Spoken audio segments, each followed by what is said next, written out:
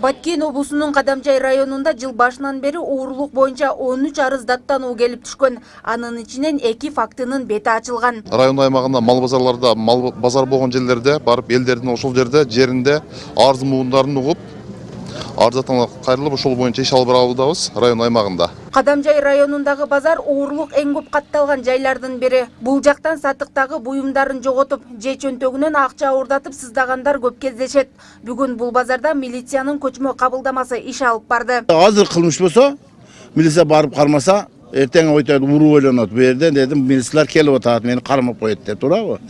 Анан ушул эле мезгилде бир уйду уурдап саткан киши дагы чочуйт, жери кире албайт. Себеби уйду уурдап сатып атса, ээси тааныган мезгилде милиция жок болсо, муну районго барып арызданыш керек болот. Ол пока ууруну таап башаганча канча убакыт өтүп кетет. Мында учурунда ушап туруп айтат.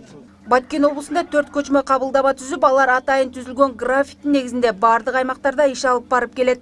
Мыйзамсыздыкка ыкчам чара көрүү максатында түзүлгөн мындай көчмө кабылдамалардын жардамы менен былтыр 6 кылмыштын бети ачылган. Кабылдаманын жардамы тиет. Кабылдаманын жардамы тийгенде ооракерчилик азаят.